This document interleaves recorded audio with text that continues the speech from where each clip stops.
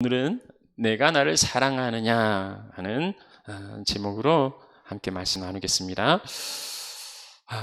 오늘 2월 14일 우리에게는 주일인데 오늘 사람들에게는 발렌타인 데이, 해피 발렌타인 데이입니다. 이제 할로윈처럼 우리에게는 익숙치 않은 날인데 어느샌가 그냥 지나칠 수 없는 날이 되었습니다. 발렌타인데이가 무슨 날인가?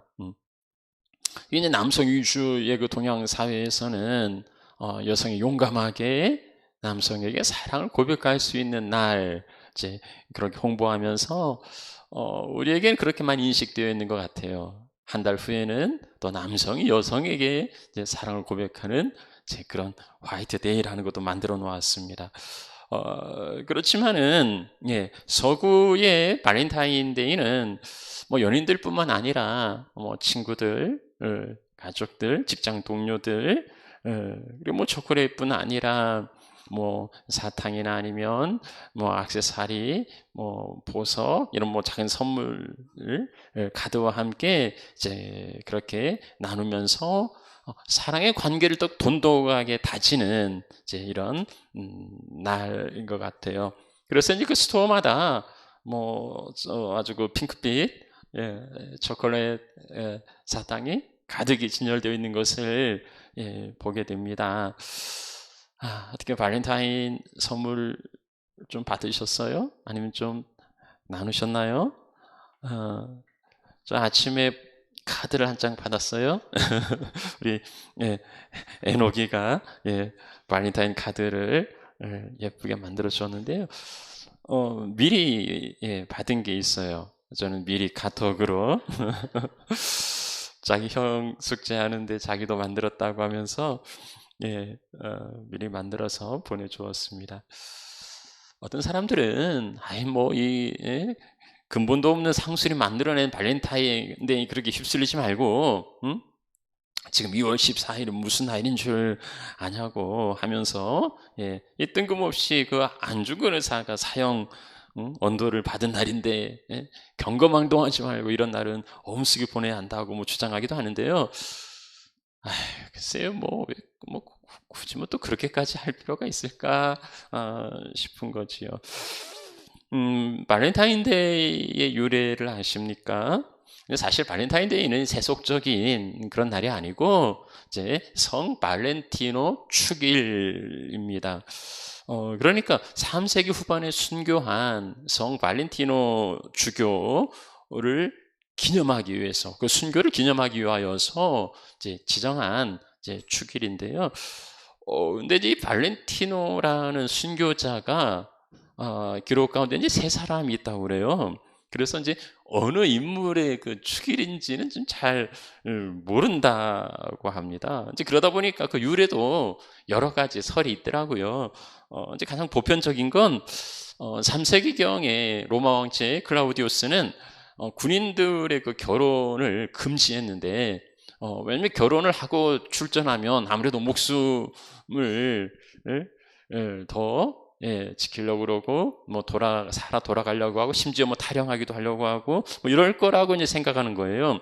그래서 군인들은 결혼해서는 안 된다고 했는데 이 발렌타인 주교가 이제 황제의 명을 어기고 군인들의 결혼을 집례했다가 이제 발각되어서 이제 처형당했다는데 이제 그날이 이제 2월 14일이라 이것도 뭐 명확한 건 아니지만 이제 이런 전설 같은 이야기가 있습니다. 그래서 발렌타인데이는 죽음을 각오하고서 사랑을 이루는 이제 이런 날로 사람들에게 인식되었는데 그러면 초콜릿은 뭔가 이건 이제 좀 상술이에요. 1860년대 영국의 그 최대 초콜릿 회사였던 그 캐드버리가 이제 경쟁사를 이렇게 앞지르기 위해서 고안을 한 거죠. 하트 모양의 그 이제 초콜릿을 상품화하면서 이게 이제 히트를 치고 이게 이제 유행한 거예요. 이게 일본으로 가서 일본에서는 또 아무래도 동양권이니까 이제 다른 어떤 그걸 개발한 거죠. 그래서 여자가 남자에게 이제 고백할 수 있다 뭐 이런 스토리를 가지고 유행을 시켰고 그게 우리나라에까지 이제 들어오게 된 거지요. 이제 요즘 그 발렌타인데이는요, 본래 그 사랑의 고백이나 어떤 그런 의도와는 다르게, 예, 어, 그 선물에 집중하면서 또 이제 부담스러운 그런 날이 되기도 한답니다. 결혼정보회사 듀오가 조사한 거에 의하면 이제 대부분 연인들은 뭐 발렌타인데이 그 선물을 하는데, 그 중에 한 70% 정도는, 이게 부담이라. 선물이 부담이 된다. 이런 거 없었으면 좋겠다. 이런 이제 생각을 하기도 한데요. 미국에는요, 이 발렌타인데이가 그 경제 지표로 활용이 되는데, 왜냐하면 그만큼 아주 그 호황을 누리거든요.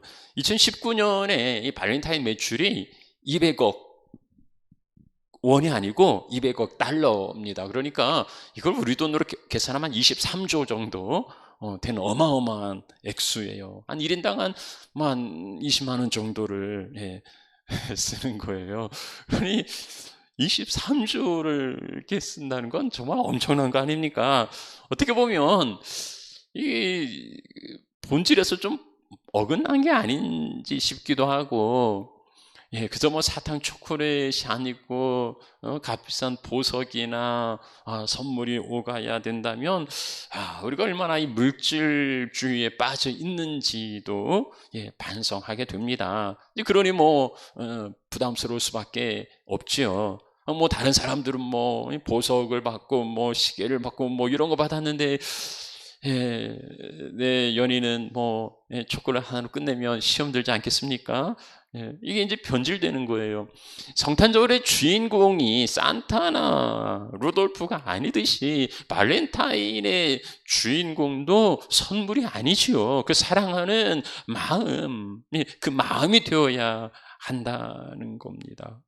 사랑하는 사람을 두고 마음 졸이면서 표현하지 못했던 사람들이 용기를 내어서 고백해 볼 수 있는 그런 기회가 되면, 너무 오랜 세월 동안 일상 속에 지내오면서 익숙해지고 당연하게 생각되던 연인들이 설레는 그 처음 마음을 회복할 수 있는 그런 기회가 된다면, 이 발렌타인은 꼭 있어야 되는 그런 유익한 날이 아니겠습니까?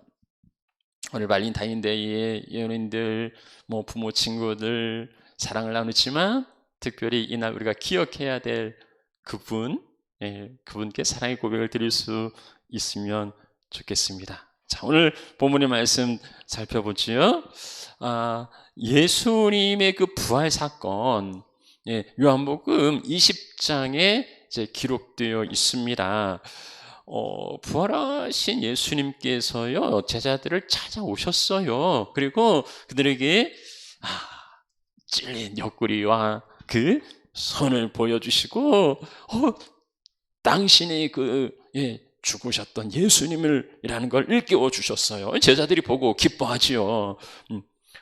그때는 이제 도마가 없었는데, 도마가 난 믿을 수 없어 하니까, 이제 나중에 도마가 있을 때에도 예수님께서 오셨고 도마의 믿음을 일깨워 주셨어요. 제자들이 다 예수의 부활을 목격한 거지요. 자, 그런데요, 이 요한복음 마지막 장 21장에 제자들은 다시 원점으로 돌아가 있음을 보게 됩니다. 베드로가 말하지요. 나는 물고기 잡으러 가노라. 그러니까 우리도 따라가겠다. 여기 우리는 도마, 나다나엘, 세베대 아들들, 또 다른 제자 둘이라고 그 2절에 말씀하고 있습니다. 사람 낚는 업으로 부름받았던 제자들이 원래 물고기 잡는 업으로 돌아가 버린 거예요. 그러니까 예수님의 3년 반 동안이나 공들여서 길렀는데 그게 모두 헛수고 꽝이 되어버린 이제 그 현장이에요. 자, 근데 그 현장에 예수님께서 찾아오셨어요. 이것은 이제 세 번째 나타나신 것이라고 말씀하고 있는데, 밤새 제자들은 고기나 잡으러 가겠다고 다시 현장으로 돌아갔지만 아무것도 잡질 못했어요. 밤새 동안 헛구물질로 고생하고 있는데 주님께서 나타나셨어요. 그리고 그 오른편에 그물을 던지라고. 그랬더니 굉장히 들 수 없을 만큼의 많은 고기를 잡은 겁니다. 예수님이 처음 제자를 부르실 때에도 이런 모습이었지요. 주님께서는 육지에 제자들 위하여 숯불을 피우고 거기에 떡과 고기를 생선을 준비하셨습니다. 그렇게 제자들, 밤새 헛수고한 제자들, 그들을 위하여서 아침을 준비하시고 이제 아침을 마치고 예수님께서 베드로에게 이제 묻고 있는 겁니다. 여러분이라면 무슨 질문을 하시겠습니까? 이제 이런 그 영화 스토리 같은 게 있죠. 부하들을 막 지극하게 사랑했던 보스가 부하의 그 배신으로 잡혀서 이제 감옥에 갇혔다가 뭐 어떻게 탈옥을 해서 이제 자기가 배신자를 찾아가는 이제 이런 영화가 있다고 합시다. 이제 보스가 그 배신자를 찾아냈다면 자, 보스는 어떻게 할 것인가? 보통의 그 액션 영화 같은 경우는 인광보죠. 복수하죠. 그냥 방아쇠를 당길 겁니다. 아니면 뭐 조금 그 지루한 영화 같은 경우는 내가 얼마나 잘해주었는데 어떻게 그럴 수 있느냐, 도대체 왜 그런 거냐, 뭐 이제 이유는 알자, 뭐 이렇게 이제 따질 수도 있을 겁니다. 그런가 하면 좀 아주 이상한 영화를 만들어 가려면 지나간 건 다 잊어버리고 다시는 배신하지 말고 우리 새롭게 시작하자, 뭐 이렇게 다짐하면서 뭐 이렇게 또 만들어갈 수도 있을 것 같아요. 자, 그러면 예수님은 어떻게 하셨을까요? 자기를 배신하고 자기를 모른다고 그렇게 떠나간 제자들, 그리고 지금 옛날로 돌아가서 그 갈릴리 바다에 그물질하고 있는 이 제자들에게 예수님은 무엇을 물으실까요? 15절 말씀이죠. 우리 이제 읽은 말씀인데요. 조반을 먹은 후에 예수께서 베드로에게 말합니다. 요한의 아들 시몬아, 내가 이 사람들보다 날 더 사랑하느냐? 예수님이 물으신 건 꾸중도 아니었고 책망도 아니었고 이유도 아니었고 다짐도 아니었고요, 사랑이었어요. 시몬아, 네가 날 사랑하니? 이건 전혀 예상치 못한 질문이었습니다. 베드로도 긴장하지 않았겠습니까? 이제 뭐 그동안은 제자들과 같이 만났지만 이제는 따로 대하면서 예수님이 뭐라 말씀하실 것 같은 게, 이제 베드로는 지금 원죄가 있죠. 3번이나 주님을 모른다고 그렇게 내뺐는데, 부인했는데, 뭐 눈이나 제대로 마주쳤겠습니까? 뭐 고개라도 뭐 제대로 들 수 있었겠어요. 그저 뭐 책망하면 들어야 되고 꾸중하면 들어야 하는데, 주님께서 말씀하신 것 뜻밖에도 책망도 꾸중도 아니었고 네가 날 사랑하느냐는 질문이었어요. 예수님께서 그 제자들에게, 주님께서 우리에게 가장 기대하시고 원하시는 게 무엇일까? 예수님 우리에게 뭘 기대하실까? 일찍이 이스라엘 백성들에게 가르쳐 주셨는데, 그게 이제 성경이죠. 율법이고 이제 성경인데, 이걸 단 그 한 줄로 말씀하신 바가 있어요. 신명기 6장에 나오는 쉐마, 들으라 이스라엘아 하는 쉐마의 한 구절인데요. 5절 말씀이에요. 모든 성경을 이 한 구절 5절로 요약했는데, 마음을 다하고 뜻을 다하고 힘을 다하여 네 하나님 여호와를 사랑하라는 겁니다. 사랑하라, 하나님 사랑하라. 하나님 사랑하는 게 하나님께서 우리에게 원하시고 기대하시는 그 모든 거예요. 천하 만물의 주인이신 하나님께서 뭐 부족해서 우리에게 구걸하거나 아니면 우리에게 뭘 원하시는 게 없어요. 그럼에도 단 한 가지 원하시는 게 있다면 그건 하나님 사랑하는 마음이에요. 하나님께서 그 백성들에게 원하시는 건 그 마음이고 그 사랑이에요. 근데 마음을 어떻게 표현할 수 없으니 그 마음을 표현하는 수단이 이제 선물인 거고, 하나님께는 그게 예배인 거고 그게 제사인 거였습니다. 이게 바뀌면 안 되는 거예요. 발렌타인데이의 선물이 사랑보다 더 중요하게 여겨진다면 그건 바뀐 거지요. 하나님 사랑의 수단인 예배가 하나님 사랑의 방법인 헌신이 그 사랑하는 마음보다 더 앞서고 그게 더 중요하다면 이건 타락한 거지요. 가끔 그 쇼 윈도우 부부라는 뭐 남들 보기에는 그 인고 부부인데 전혀 사랑이 없는 사람들이지. 그냥 보여주기 위한 거예요. 우리 이렇게 뭐 다정해 보여주기 위한 건데 그건 이제 위선이지요. 주님 앞에 사랑이 보여주기엔 예배가 될 수 없고 사람들 앞에 과시하기 위한 뭔가 헌신이 될 수 없는 거예요. 주님께서 원하시는 건 그게 아니라 무엇보다도 사랑을 원하시는 거지요. 그래서 베드로에게 묻는 겁니다. 요한의 아들 시몬아, 네가 날 사랑하느냐? 나를 사랑하니? 그 사랑을 찾고 계시는 거지요. 근데 이제 또 이리 생각해 볼 수도 있을 것 같아. 아니 뭐 사랑이라는 게 그렇게 강요한다고 그렇게 다그친다고 사랑이 되나?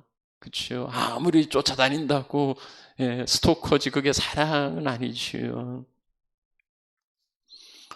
근데 여기 주님께서 네가 날 사랑하니? 라고 물으실 때에는요 전제가 있어요. 내가 널 사랑하는데 너는 나 사랑하니? 그 의미인 거지요. 이렇게 찾아오는 자체가 이 베드로를 찾아오는 자체가 사랑이 아닙니까? 배신하고 떠났는데 뭐 아쉽다고 이렇게 끝까지 찾아 나섭니까? 아니 세상에 사람들이 그들밖에 없어서 그렇게 찾아 나서는 걸까요? 주님은요 그 어부들 이 제자들 아니어도 누굴 불러도 이 사람들보단 차라리 더 나았을 거예요. 그렇게 뭡니까? 뭐 죽은 고목에다가 뭐 정성을 들여도 뭐 꽃이 필 거라는 이야기 하는데 이 3년 동안에 그렇게 먹여 가르치고 했는데도 아무 소용이 없잖아요. 근데 뭐 여기까지 이렇게 쫓아오시느냐? 자존심도 다 버리고요. 어떻게 보면 참 구질구질하게 매달리고 있는 것처럼 보이는데 그게 사랑이라는, 그게 사랑이죠. 주님은 그들을 끝까지 포기하지 않고 한결같이 그들을 사랑하셨던 거예요. 자기의 모든 것을 내어주시고 자기의 생명까지도 내어주시고 사랑하시면서 나 이렇게 너 사랑하는데 너는 나 사랑하니? 라고 물으시는 거지요. 바라고 믿고 참아낸다는 바울의 가르침처럼 우리 주님은요 우리를 그렇게 사랑하셨어요. 우리를 사랑하셨으니까 우리의 사랑도 원하고 기대하시는 거죠. 나는 너를 처음이야. 너가 최고야? 너도 그러니? 라고 묻고 계십니다. 그래서 주님 말하죠. 요한의 아들 시몬아, 이 사람들보다 나를 더 사랑하느냐? 15절에 이 사람들보다 나를 더 사랑하느냐? 이제 두 가지 의미로 이제 원어에서 헬라어에서는 찾아볼 수 있겠는데, 이제 사람들도 이제 너가 사랑한 이 사람들, 혹은 이 사람들이 나를 사랑하는 것보다 너가 더 나를 사랑하느냐? 뭐 이렇게 볼 수도 있겠고요. 이제 성경을 오해하는 사람들은 성경에는 좀 문자적으로 이해하면 좀 어려운 부분들이 있어요.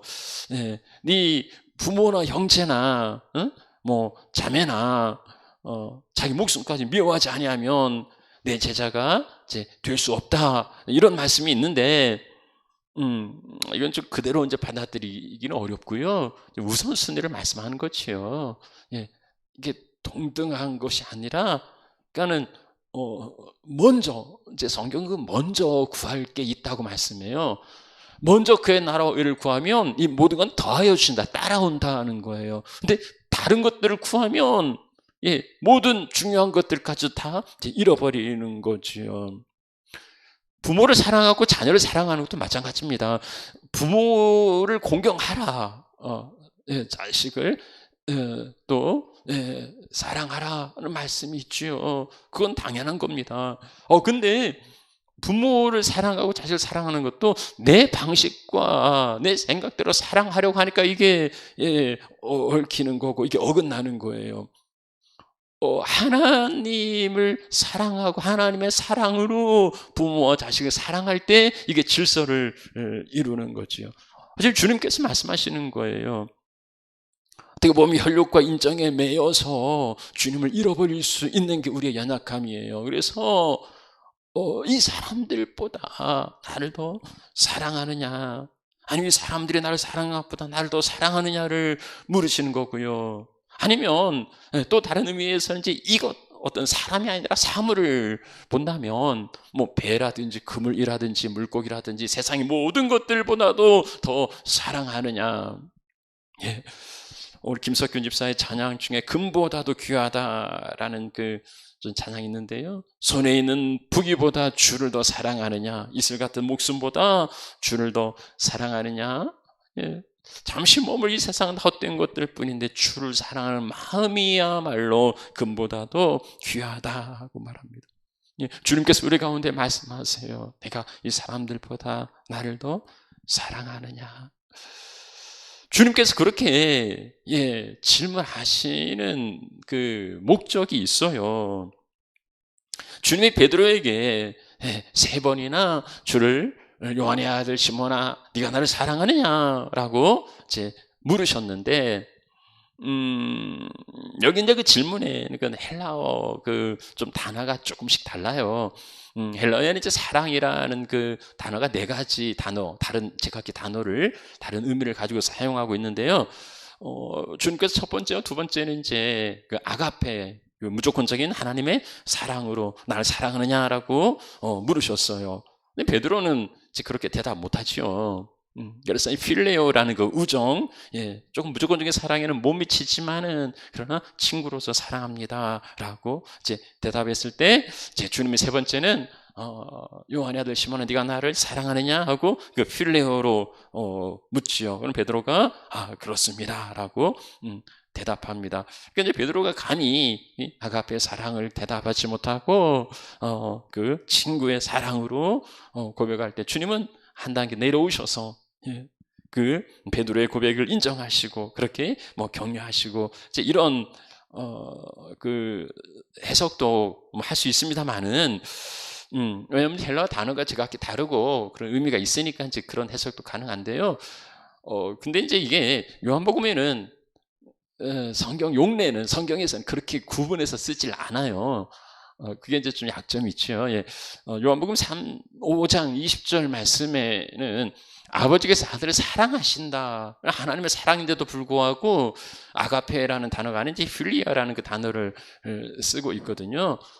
그래서 그렇게 하기에는 좀 지금 무리가 있고 더군다나 지금 베드로와 예수님의 대화는 그 당시 그 유대인들이 사용했던 아람어를 썼을 거란 말이죠. 그러니까 헬라어로 예수님이 구분해서 이렇게 말씀하신 게 아니고 그건 이제 요한이 그렇게 기록한 거고 원래 예수님 말씀은 아람어인데 아람어는 그렇게 구분되어 있지 않아요. 그래서 그런 해설 조금 억지일 수도 있겠다 싶은데 그렇다고 해서도 그렇게 말씀하시는 목사님들이 있는데 그거 뭐 틀린 거다 이렇게 해서는 또 아니고요. 어쨌든 헬라어 단어가 제각기 다른 의미를 갖고 있는 건 맞아요. 근데 이제 이렇게 요한이 기록한 건 아마 이제 단조로움을 같은 단어를 계속 반복해서 쓰는 그 단조로움을 피하기 위한 게 아니었을까 이제 그렇게 싶은 거고요. 근데 이제 3번 그 물으신 까닭 뭐 예수님이 베드로를 못 믿어서 야 너 나중에 배신할 거지 한 번 더 내가 물어볼게 뭐 이런 게 아니라는 거예요. 그러니까 뭐 믿을 수가 없어서 막 자꾸 거듭거듭 하신 게 아니고 여러분도 아시다시피 이제 주님 잡히시던 밤에 그 베드로가 3번 주를 부인했지 않습니까? 나 몰라. 아니 모른다니까. 나 정말 몰라. 내 손에 장을 지져 뭐 이러면서 3번이나 주님을 부인한 적이 있었단 말이지요. 그렇게 큰 소리 쳤는데 베드로도 자기가 그럴 줄은 몰랐을 겁니다. 얼마나 부끄러워요. 닭이 울 때에 예수님 말씀이 그때 생각난 거예요. 네가 닭 울기 전에 3번 나를 부인하리라. 아심이 생각나서 밖에 안 나가. 예, 통곡합니다. 뭐 심히 통곡해 분들, 그 자괴감, 그 부끄러움, 그 창피한, 그 후회 막심한 그 마음, 어쩌면 자기 혐오까지도요. 자기가 뭐 싫지 않았었겠어요. 그러려고 그런 건 아닌데 어쩌다 보니까 연약해서 그렇게 되었는데, 그 부끄러운 마음 가지고 주님 앞에 섰는데 주님은 사랑을 물으시고요.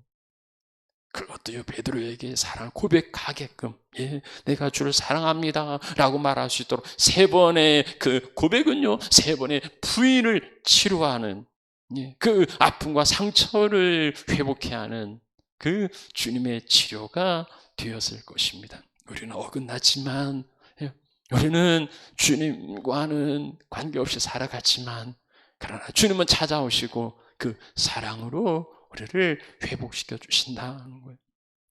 또한 주님의 사랑은 사명인 거예요. 주님은 베드로의 고백을 들으시고요, 내 양을 치라, 내 양을 먹이라 하십니다. 뭘 보고, 아니 베드로가 그렇게 참 또 부인하고 또 도망가면 어떻게 할 건데, 아니 조금 지켜보고 나중에 좀 일을 맡기시면 될 텐데, 이렇게 생각하실지 모르지만은요, 아니에요. 사랑은 신뢰하는 거예요. 능력이 좀 부족해도 그 사랑을 믿고, 그러죠. 뭐 요즘이야 뭐 또 그 능력도 중요하다고도 생각하지요. 그래서 결혼할 때, 배우자 선택할 때도 능력이 있어야 된다, 뭐 이제 그러는데, 도대체 능력이라는 것도 어떤 그 객관적인 지표가 없지 않습니까? 능력을 보고 결혼하는 사람도 뭐 있겠죠. 그러나 그 능력을 보고 결혼은 한다고 그 생활이 행복할 수 있을까요? 결혼은요, 사랑의 관계인 거지, 회사는 사랑하는 사람을 뽑진 않아요. 회사는 이제 능력 있는 사람을 뽑겠죠. 그러나 가정 이루는 결혼은 능력이 아니고 사랑이에요. 좀 부족해도, 좀 모자라도, 좀 연약해도 그 사랑을 믿고서 가정을 이루고 결혼을 하는 거지요. 치명적인 실수를 가지고 예전에 돌아가서, 예전에 오브로 돌아가서 그물질하고 있는 베드로에게, 네가 여전히 날 사랑하고 있으면 그거면 된 거라고, 다시 한번 해보라고, 그 사랑이면 얼마든지 다시 일어설 수 있다고 격려하는 거예요. 우리가 주님 앞에 주님을 사랑하는 그 마음 외에 뭐가 더 필요하겠어요? 주님께서 우리에게 원하시는 것도요, 그 사랑 외에는 다른 거 그렇게 중요치 않다고 말씀하시는 거예요. 주님이 우리의 능력을 보시겠습니까? 아니면 어떤 능력을 테스트해가지고 합격한 사람만 주님께서 같이 일하십니까? 아니, 주님이 뭐 능력이 없어서 우리에게 손 내미시는 게 아닌데, 능력자가 주님께 쓰임받는 게 아니고요, 주님을 사랑하는 자가 주님께 쓰임받는다는 거죠. 주님은요, 우리 재물이 있느냐 없느냐, 우리 능력이 있느냐 없느냐를 보지 않으세요. 오직 사랑하느냐, 나를 사랑하느냐, 그 사랑하는 마음을 보시고서 당신의 모든 걸 우리에게 맡기시고 우리에게 거시는 거예요. 주님은요, 능력이 모자라서 맡기신다고, 아니면 방법이 없어서 우리에게 부탁한다고, 우리가 뭐 대단해서 우리에게 기대한다고 그렇게 착각하지 마세요. 뭐 얼마나 뭐 대단한 사람인 것처럼 그래, 내가 한번 생각해 볼까요? 주님, 내가 이렇게 하면 뭘 주시려고 하는데, 이런 거래하고 이런 협상하려, 그런 거 아니에요. 주님이 우리에게 맡기신다면 우리가 대단해서도 아니고 사랑하심, 우리를 사랑하심, 그 한 가지 이유밖에 없어요. 베드로가 자기가 대단한 사람이냐, 아주 건방을 떨었지요. 아이고, 저것들 다 주님을 부인해도, 저 제자들은 다 주님을 부인해도 나는 그러지 않을 겁니다. 나는 절대 그러지 않을 겁니다. 얼마나 큰 소리 쳤습니까? 차라리 말이라도 말지. 그렇게 다른 제자들을 다 무시하고, 자기는 그러지 않을 거라고 그렇게 큰 소리 치다가는 주님을 3번이나 부인하고, 예, 그렇게 부끄러운 자리에 떨어지지 않았습니까? 근데요, 내가 주님을 사랑합니다 라고 베드로가 3번을 고백해요. 그 후에 이제 주시는 말씀은 사람들이 너를 띠띠우고 원치 아니하는 곳에 데려가서 그가 어떠한 죽음으로 영광을 돌릴 것인지를 주님 말씀하시는 거예요. 그가 주님께 사랑을 고백하였을 때에 그는 죽음으로서 영광 돌리는 순교의 자리에까지도 나아갈 수 있었던 거지요. 사랑이 능력입니다. 사랑의 고백을 드리는 베드로에게 주님은 당신의 귀한 양을 치라는 그 사명을 주셨어요. 하나님께서 우리에게 주시는 사명은 하나님의 사랑인 거지 부담이 아닌 거지요. 자, 베드로가 대답합니다. 주님, 내가 주를 사랑하는 줄 주님이 아십니다. 이제 그 질문 앞에 베드로의 대답이에요. 명한 아들 시몬아, 네가 날 사랑하니? 주님이 압니다. 내가 주를 사랑합니다 라는 그 자기 중심적인 고백이 아니고 주님께서 아시지 않습니까? 우리가 알죠. 대답하기 곤란하면 자기 나 사랑해? 나 사랑해 얼마만큼? 네가 나 사랑하는 만큼 이렇게 둘러댈 수 있는데, 근데요, 주님은 그 마음을 감찰하시는 분이세요. 그러니 그걸 속일 수가 없어요. 사랑하는 마음이 없이 주님이 아십니다 그러면 그래, 넌 입에 침도 안 바르고 거짓말 안 해, 이럴 수도 있는 거예요. 근데 베드로에게는요, 저도 그의 행실에는 주를 부인하는 그런 연약함이 있었지만은, 그러나 그 중심만큼은 주님을 사랑하는 마음은 있었어요. 다른 건 없어도, 다른 거 보여줄 거 없어도 주님 사랑하는 만큼은, 그래서 만약에 주님께서 베드로에게 네 행동을 요구한다면 베드로는 보여줄 게 없어요. 근데 네가 날 사랑하냐고 그 사랑을 물으실 때에, 겉으로 드러나는 행동이나 결과가 아니라 그 마음의 사랑을 물으실 때에 베드로는 감격하면서 내가 주를 사랑하는 줄 주님이 아시지 않습니까? 라고 말하고 있는 겁니다. 그것도 내가 과거에 주님을 사랑했었다고 말하는 게 아니라 내가 지금 주님을 사랑한다고 그 현재형으로 대답하고 있어요.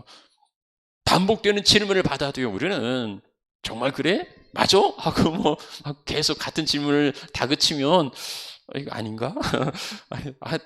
뭔가 다른 걸 알고 있나? 이런 생각이 들어서 좀 자신감 줄어드는데, 베드로는요 똑같이 고백해요. 주님 아십니다. 주님이 아십니다. 내가 주를 사랑하는 줄 주님께서 아십니다. 그 3번의 대답은 베드로에게 진심이었어요. 다른 건 모자라도, 다른 건 부족해도 그 안에 주님 사랑하는 마음만큼은 충만했던 겁니다. 그 사랑의 고백을 주님께 드렸던 거지요. 말씀을 마칩니다.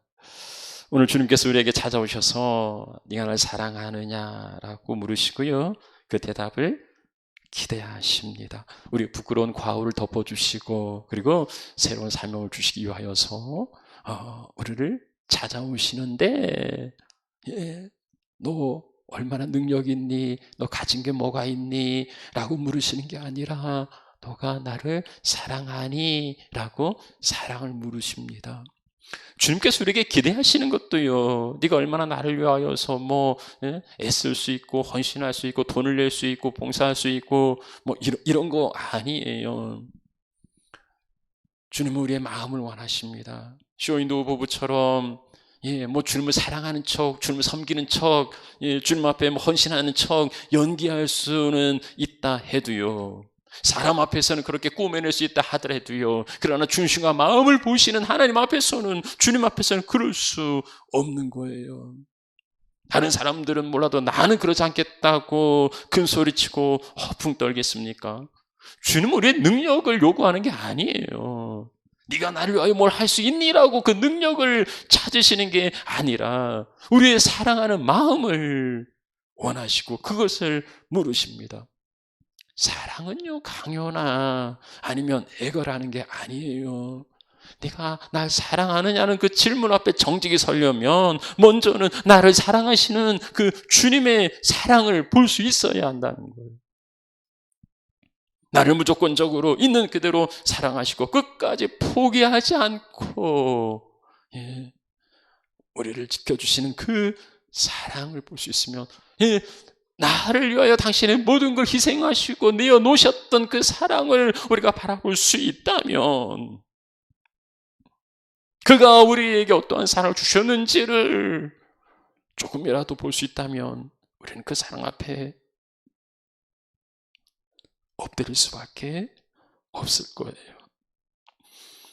내세우고 드릴 만한 게 없어도요, 부끄럽고 창피한 것밖에 없어도요, 그러나 한 가지 내 안에 있는 주님의 사랑만큼은 보여줄 수 있고 그렇게 고백할 수 있으면 좋겠습니다. 지나간 그 영화로도 만들어졌는데 공포의 외인구다에 까치가 그런 이야기하죠. 난 네가 기뻐하는 일이라면 뭐든지 할 수 있어. 난 네가 좋아하는 일이라면 뭐든지 할 수 있어. 그 사랑이 결국 우리를 이끌어갈 것이고 지금으로 영광 돌리는 순교의 자리까지도 나아갈 수 있게 할 것입니다. 오늘 발렌타인데이에 네가 날 사랑하느냐라고 물으시는 주님 앞에 주님의 모든 것을 아시는데 내가 주님을 사랑하는 줄 주님이 아십니다. 그리 고백할 수 있으면 좋겠습니다. 우리 함께 찬양 드리지요.